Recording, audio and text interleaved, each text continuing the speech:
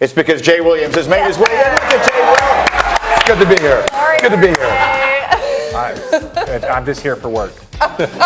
This is my job. This is what I get paid. You know, the little repartee between the two of you is I'm okay, Greenie. I'm happy. I'm in a great space. I love it. Until we start talking. With that, we welcome you back to Get Up, coming to you live as always from the Seaport District of Pier 17. We're brought to you by Chase, and here we go. We're getting up with Kawhi because he has the Greek Freak flat shook.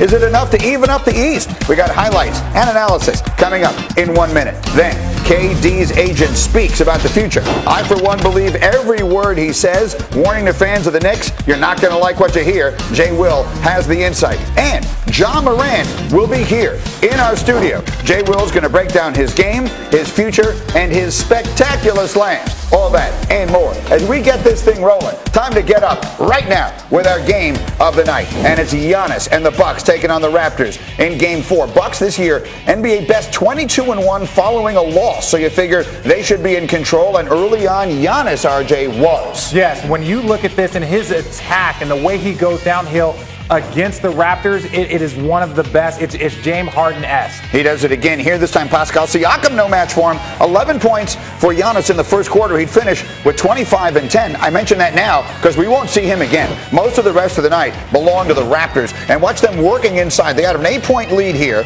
They're going to swing it around. Powell for 3. That's no good. Danny Green, an offensive opportunity on the putback. That's no good. Serge Ibaka. Oh, that's good.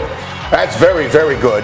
Look how hard they're working inside. Ibaka, I want you to watch his reaction. That's good. Now watch his coach's reaction. Come on. He's like, what? This is what we're working with? The Raptors up 10. 2 minutes left in the half. Raptors by 6. This time Powell drills the 3. 60 of their 65 first half points came from players other than Kawhi Leonard. Then third quarter, he gets himself into the act. Look at that lefty jam. Look at that. Come on now. When you're dunking on the MVP, the limping is something that you got to be a little worried about, though. Watch it here as you'll see him limping clearly away after the play. He's giving you everything he's got. Raptors now have an 8-point lead, and Marcus Sol is such a good passer from that position on the floor. Yeah, and that's why they brought him in. And it's just his defense, his passing. That's an easy bucket. That's a bucket that Kawhi didn't have to work so hard for. Fourth quarter here, Gasol, by the way, had 7 assists in the game. Watch Fred VanVleet make this shot. That's nice. And then watch Drake. Are you allowed to do this? I'm assuming only Drake can do that. He's the 2019 Spike Lee of the NBA. That's where he is right now. Basically, he's there for that. And then Kyle Lowry had himself a night at home. 25 points for Lowry, 19 for Kawhi. Raptors win by 18. They're all even, 2 games apiece in the Eastern Conference Finals. Giannis remaining confident in the Bucks, and so is BPI. Our model still gives them a 69% chance to win the series with the Bucks in 7 as the most likely outcome. So let me bring Jay Will into the conversation here. We get a chance to get your perspective on this first and foremost. I'll give you the floor. What jumped out at you most last night as the Raptors have evened it up? 2 things. Number 1, for the Raptors, their bench has only been averaging 26 points per game in the series. Their bench, 3 players last night, Ibaka, VanVleet, Norman Powell, had 48 points, right? That's a huge help to Kawhi, obviously considering that he's humbling. He's hobbling around. Then also Kyle Lowry. Kyle Lowry woke up. Kyle Lowry had 25. This is the Kyle Lowry that we saw throughout the regular season a little bit. The guy that actually had his rhythm offensively. When they actually come to the table being the complete team, this team is different even with Kawhi being hurt. No, they're so different. And that was why I picked Milwaukee, because when I looked at if Giannis has a bad game, who does he have around him that's going to be able to step up? We've seen Brook Lopez do it. We've seen Middleton do it. We've seen George Hill, Eric Bledsoe. But then on the other side, Toronto, I was like, their bench, they're good, but I just didn't see them stepping up the way they did, and that's why the series is tied 2-2. I got something I've been wanting to ask you all morning, RJ, because you don't get aggressive really quickly. That's not aggressive. This kid got 4 years, $70 million. Eric Bledsoe. I wonder where Eric Bledsoe is in this entire series. I wonder where he is since the Detroit Pistons series.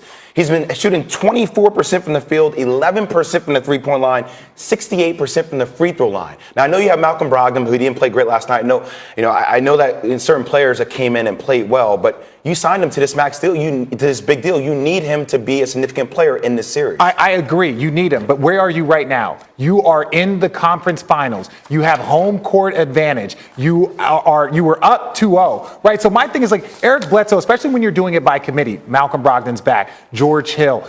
They have some very good guards. And yes, you need him to play better. You need him to step up. But Eric Bledsoe has put you in a position along the other team to be in this spot. He's been abysmal. You need him to win a championship. But Kyle Lowry has been that throughout the playoffs this year, up and down. So where he is right now is in a very good spot. Maybe who gets the better performance from the supporting cast? That's really what it is. What is at this point a best out of 3. Now, the next topic I want to get to here I think is really important because opinion is still coming in from all corners of the sports world about Magic Johnson's somewhat stunning appearance on First Take here on Monday. I want you to hear among those who weighed in yesterday was Charles Barkley, who was on PTI. He had this perspective. Magic Johnson, you know, he burned down the whole house yesterday. He didn't leave any room not burned to smithereens. I was totally shocked that he did that because, you know, Magic is probably the most popular Laker of all time. And I think it's going to be very interesting when he goes back in that building and he's got to see Rob Pelinka. He's got to see Jeannie Buss. I think the Lakers are a train wreck. But you know, Mike, one thing about the United States, we love a good train wreck. And we're going to be watching all the time. So I don't know if that was quite critical of Magic. It was certainly leaning toward it. Sam Amick for The Athletic went in on Magic. This is our required reading this morning. You know what you don't do, meaning about Magic, especially if you still love the Lakers organization as you so often claim and want them to succeed in this monumental summer? You don't pull back that purple and gold curtain for all the world to see and make a spectacle out of Lakerland twice. And you certainly don't do it in this kind of cold, calculated fashion, with Johnson airing his many grievances on ESPN's First Take just hours before the Lakers were set to introduce their new coach Frank Vogel to the world in a news conference. This stunt was selfish in the kind of way that few people on this planet can even fathom.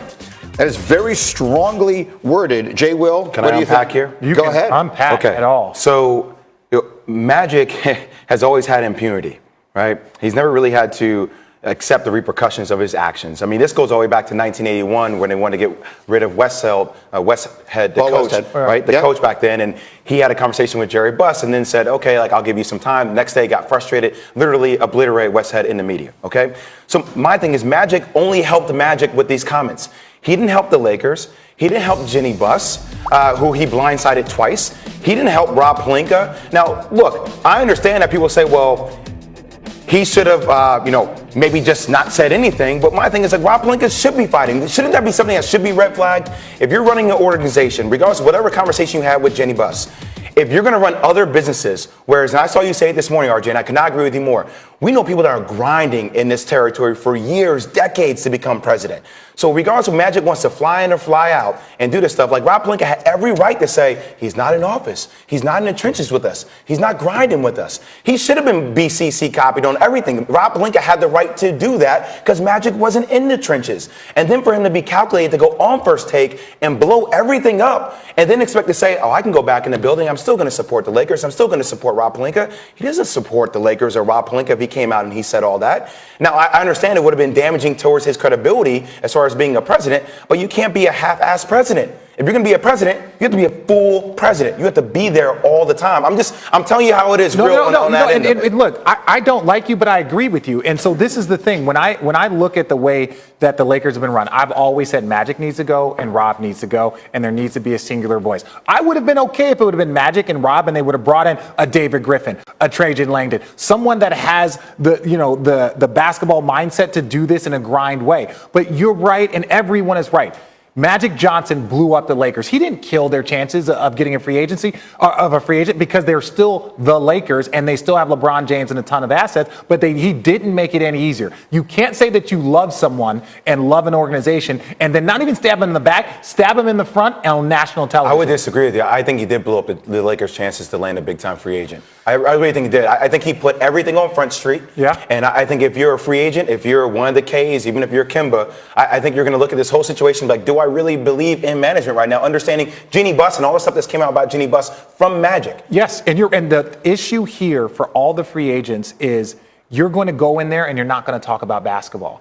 When you have to walk into a meeting with the Lakers and you're like, well, one, who you're meeting with, and it's like Rob Pelinka is going to be in this meeting and an agent and a player can be like, well, the greatest basketball player of a generation said you're a snake, right? And now you're having to answer questions about what's going on in the front office, who's running, who's making the decisions, what's going on. That's the biggest issue with those guys. I'll say one last thing. Don't think that Kobe doesn't have anything to do with this, right? Because Kobe and Rob are extremely tight. And they work differently. Kobe works differently now. I'm not saying Kobe would have been the president. But if Rob is consulting with Kobe and you're talking about buying teams, don't think that didn't work. Look, we just talked about Game of Thrones, and while I don't watch the show, I'm aware of what it's about. And so you've got all these different dueling factions and who rises to the top. The one thing I will say is this for certain: the two people who should have been in those meetings with all these free agents would have been LeBron James and Magic Johnson. Agreed. That's who these guys want to hear from. And anything the Lakers needed to do to keep Magic happy is what I would have done. In my opinion, that's where they went wrong. Let me throw it over there because I know